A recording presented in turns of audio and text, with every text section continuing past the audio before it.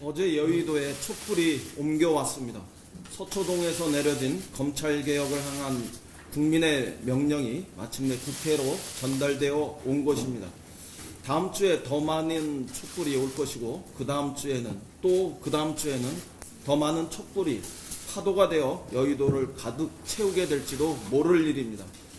국민의 마음에 다시 촛불이 켜지고 있고 이 시대의 마지막 권력, 바로 그 무소불위의 검찰 권력을 향해 국민은 검찰 개혁을 명령하기 시작했습니다.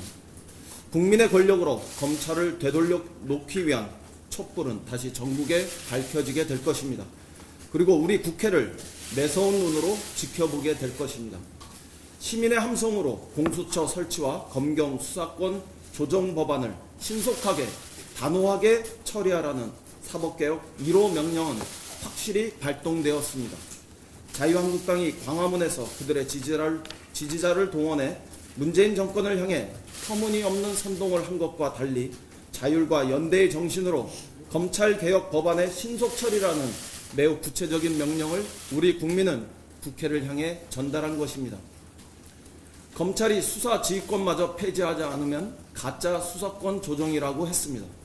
수사지휘권을 폐지해도 공수처를 신설하지 않으면 펑크난 타이어와 같은 불완전한 검찰개혁이라고 했습니다. 이미 국민의 눈에는 공수처 신설과 검찰의 수사지휘권 폐지가 검찰개혁의 커트라인이 되었습니다. 공수처를 신설하는 것이 검찰개혁의 결정판이며 수사지휘권을 폐지하는 것이 검경 수사권 조정의 핵심임을 분명히 했습니다. 그러나 어제 집회에서 황교안 대표는 지금 검찰은 잘하고 있고 개혁의 칼끝은 검찰이 아니라 문재인 정권을 향해야 한다고 주장했습니다. 사실상 검찰개혁을 반대한다는 노골적인 검찰개혁 반대 선언과 같습니다. 집회에서는 검찰개혁에 대한 거짓 공포를 조장하는 왜곡만 난무했습니다. 결국 자유한국당이 주장하는 검찰개혁은 검찰개혁 방해 방안이며 검사특권 옹호 방안임을 스스로 실토한 것입니다. 이제부터 자유한국당을 검사특권 사수대라고 불러도 할 말이 없을 정도입니다. 자유한국당이 지키고자 하는 자유란 일반 국민의 자유가 아니라 일부 특권검사의 자유에 불과하기 때문입니다. 과연 이런 자유한국당과 검찰개혁을 논의할 필요가 있는지 깊은 회의를 느끼지 않을 수 없습니다. 또한 나경원 대표는 대통령이 법원, 검찰 등을 쥐락펴락하는 남의 편은 안중에도 없는 공포청이 될 것이라고 억지 주장을 했습니다. 국회에 상정된 공수처 법안을 한 번만이라도 읽어보면 그런 주장을 할 수 없을 것이라고 생각합니다. 공수처 법안은 사상 유례 없이 강력한 정치적 중립 보장 방안입니다. 그런 점에서 공수처는 사법 특권지대, 치해 법권지대를 없애자는 공정수사처입니다. 야당이 동의하지 않으면 공수처장을 추천조차 할 수 없도록 하고 있습니다. 세계 어느 나라도 공권력 집행기관을 야당이 동의해야만 구성할 수 있도록 한 경우는 없습니다.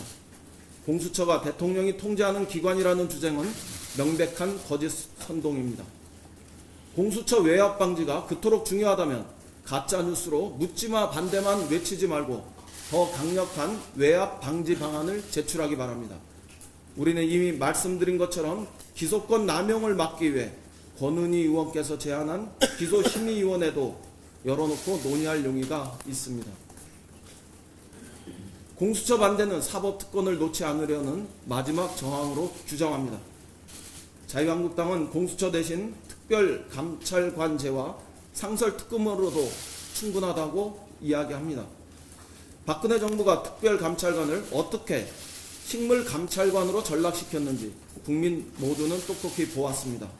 상설특검도 무용지물이기는 마찬가지였습니다. 박근혜 정부에서 수많은 부정부패가 자라서 최순실 국정농단을 불러왔습니다. 진작 공수처의 감시망이 있었더라면 그런 국가적 불행도 없었을 일입니다. 권력기관과 정권 실세의 권력형 비리를 막을 방법은 공수처뿐입니다.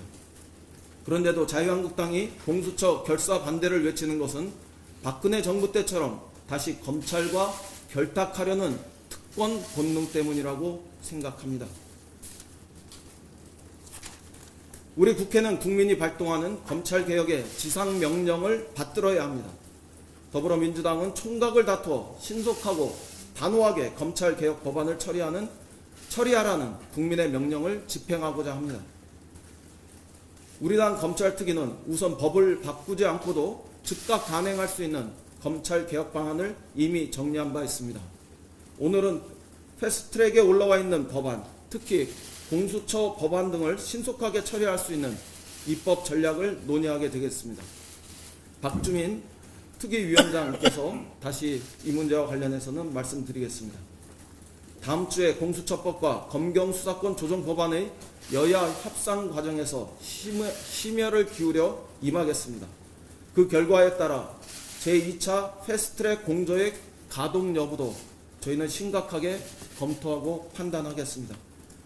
부디 자유한국당에서 공수처의 설치와 수사지휘권 폐지를 비롯한 검찰개혁과 관련한 전향적 결단이 있기를 촉구합니다.